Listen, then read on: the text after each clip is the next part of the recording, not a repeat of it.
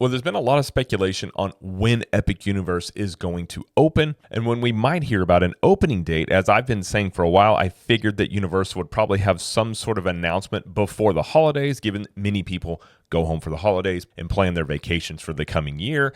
And it seems we might hear something soon, as we have an article from the Wall Street Journal that is pointing at a potential opening date timeline. So I figured let's read through this article and get some thoughts on it, because it sounds kind of exciting to me. So the article headline is Universal plans early summer launch of new park with marquee Harry Potter ride. It says Universal is readying its attack on Disney's theme park stronghold in Florida, and the company is planning for its 750-acre Universal Epic theme park to be fully opened as early as Memorial Day weekend of next year, earlier than expected, with tickets on sale as soon as this month, according to people familiar with the matter. I should note, the actual theme park is not 750 acres. That's like all the entire land mass there that they purchased or they're building on, but the park itself is like 110, 115 acres, somewhere around there. It's about the size of Magic Kingdom. So we'll read a little bit more here, see if they have anything else to say about it, and then we'll get some thoughts on it. Meeting the Memorial Day target would enable Universal to take advantage of a full summer vacation season and would be a coup in the company's long-running rivalry with Disney World. Universal has long said the park was likely to open in summer of 2025, though fans and theme park industry watchers grew worried earlier this year when the company rolled out a series of updates that listed the opening date as simply 2025. I always assumed that meant earlier, but that was just me. But it did really open them up to be able to just do it anytime in 2025. In the early stages of the park's opening, Universal plans to require that visitors purchase multi-day passes in order to enter Epic Universe. Travel agents briefed on the plan said those passes would also include admission to Universal's other Orlando parks, including Universal Studios Florida. These agents said ticket holders would be able to spend only one of the days at Epic Universe, in part because demand is anticipated to be high and the company wants to avoid overcrowding, they said. The approach could prod visitors into spending multiple days at Universal's properties and make it harder for some visitors to justify buying passes to Disney parks during the same Florida trip, which is a common move for many families.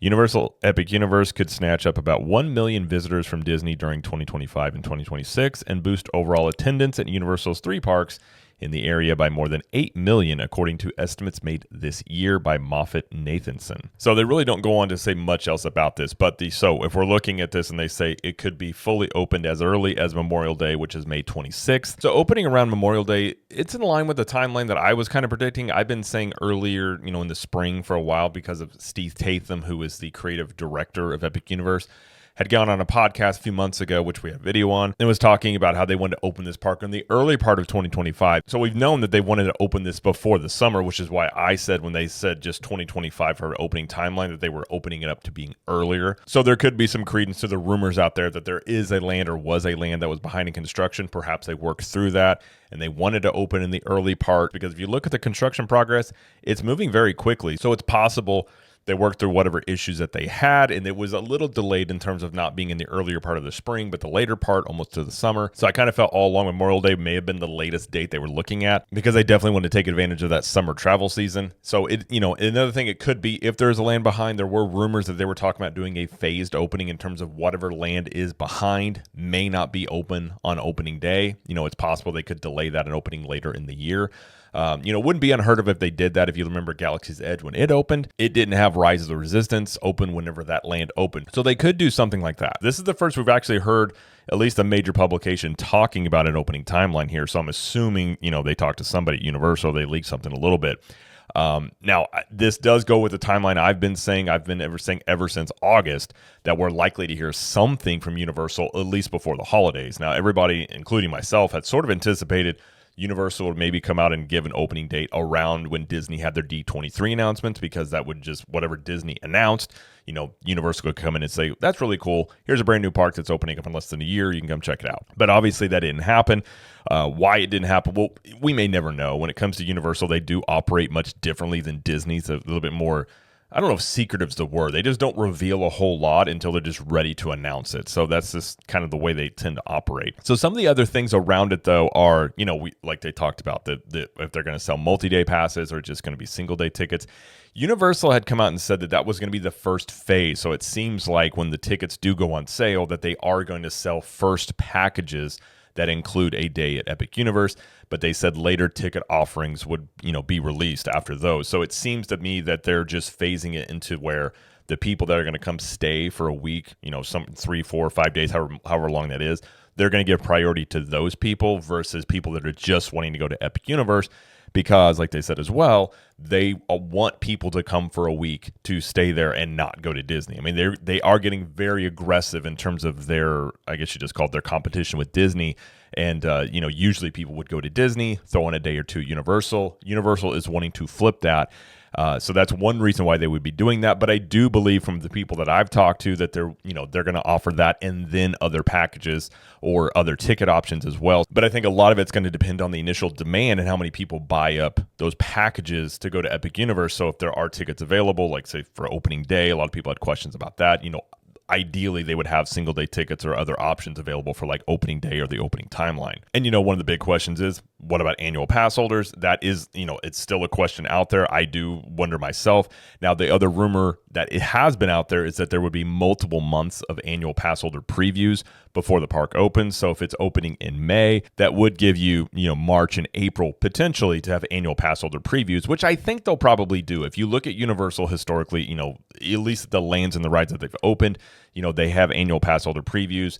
They call it technical rehearsals. And when you're opening up a brand new theme park that's as anticipated as Epic Universe, I really do think they'll have annual pass holder previews for at least a good amount of time because they're going to want to work out all those kinks. They got to train, the team members. You're going to have to go through the ride issues, and you don't want to go through those on your opening day, where you have all this attention. Everybody's looking at it. Obviously, you're going to have media, and everybody's going to be either really excited or trying to be really critical. And the last thing they want to happen in, say the opening day or the opening timeline there is have a bunch of issues, rides going down, stuff not working. So I do think that they'll have annual pass holder previews to work through those kinks. And also, Universal historically has been very good to their annual pass holders. This would be a way for the annual pass holders to be able to check out the brand new park that many of them are very excited about. And that way, they get to go into the park, check it out. And then when it comes to it opening, there may not be as much, say, demand from that group of people when they're already trying to, service the need of, say, like all the other people that want to come in that are not annual pass holders. So I do think that's probably what will happen. Obviously, don't know for sure, but it would make a lot of sense to me to do it that way.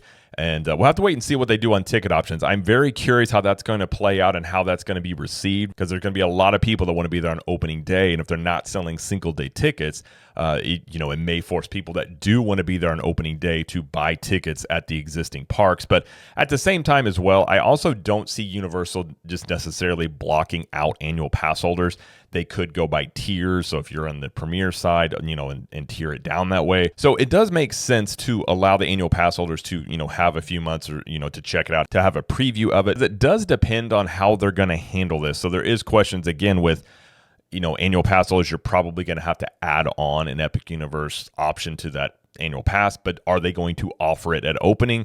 I wouldn't be surprised if they don't, because a lot of times with a brand new theme park, you're not going to be able to add it onto your annual pass right away. It may be a year or so because, again, so much demand, which would mean if you're an annual pass holder, you would have to buy, a ticket to go and not just have it be included in your pass there. So if you allow the annual pass holders to have the previews with it, check it out, give some feedback, it would, at least that group of people, I think it would be a decent compromise if that's what they're going to do. Because, again, when it comes to Epic Universe, there's a lot of anticipation, but a lot of this is really unknown. Obviously, nothing has been sold as of yet, so we really don't know what the crowds are going to look like. There's a bunch of estimates, there's guesses.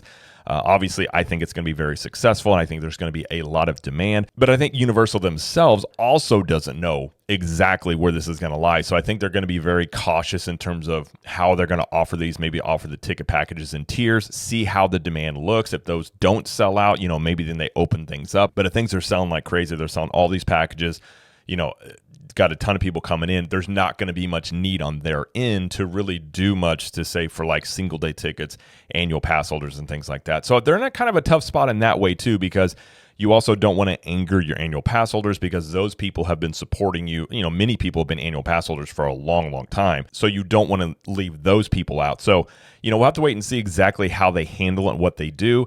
But weirdly enough, when it comes to Universal, I have faith that they'll do well by the annual pass holders because they always have. So I guess until proven otherwise, I'll just lean on the fact that they usually do a lot of things for the annual pass holders. So I think they'll probably try and come up with some compromise there. So when it comes to the ticket options there, I understand where they're coming from a business perspective. So, but at the same time, you're going to want to have people being able to come in, in other ways on a single day ticket or, annual pass holders and locals that already have access to those other parks. Is Universal going to make them buy a multi-day ticket package? I kind of don't think that's the case. I think it'll probably be a tiered situation.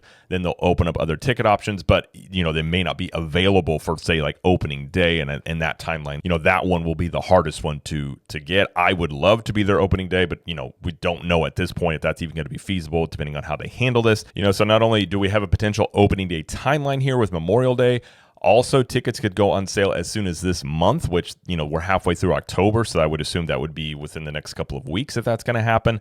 And I'm assuming with that as well, we would have a bunch of details in terms of, the ticket packages being sold, annual pass holder previews, like how all this was going to work. And that could be the thing that, outside of construction itself, it could be Universal themselves trying to figure out exactly how they're going to, navigate this path. Because to be quite honest, this is brand new uncharted territory for them. And really, it would be uncharted territory for even Disney at this point, because a new theme park in Orlando on this scale hasn't opened in over 20 years. So a lot of things have changed since Disney opened Animal Kingdom in terms of, everything that goes with the theme park now. It's much more complicated, much more different.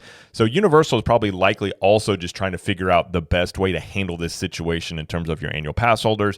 Then you've got people that want to come for a stay for a week, or you got people that only want to come for a few days, and they're trying to make as many people as they can happy. And really, I don't know if anybody has the perfect blueprint on how to handle this. I do know that Universal just does not want to do a reservation system like Disney did. I think they are dead set on not doing that. So if you're wanting to do that, it does make sense that you would limit the amount of people that would be able to come into the park, given that you don't want to have to require them to do that type of system, because Universal has gotten a lot of popularity off of the fact of they've been a much simpler vacation option compared to Disney. And I don't think that they want to, change that narrative or, make it seem like that you're getting as complicated as Disney is. So I'm happy to see that we potentially have an opening day timeline here. And again, tickets could go on sale as soon as this month. So I anticipate getting more details within the next couple of weeks. We're midway through October, so we very likely could see something in the coming weeks here. And knowing Universal, it could be tomorrow or it could be, the last day of the month. We really don't know. But either way, it looks like we have a potential opening day timeline around Memorial Day. And, when there are more details about ticket sales or anything else to do with Epic Universe, we will talk about it here. So be sure to subscribe to the channel before you go. But either way, that is going to be it though for this video. And if you like this video, please like it. And again, subscribe to the channel as we do lots of coverage here of Universal Studios, Epic Universe, Disney World, and pop culture. And let us know in the comments, what do you think about the potential opening date for Epic Universe being Memorial Day? And until next time, we will see you in the parks.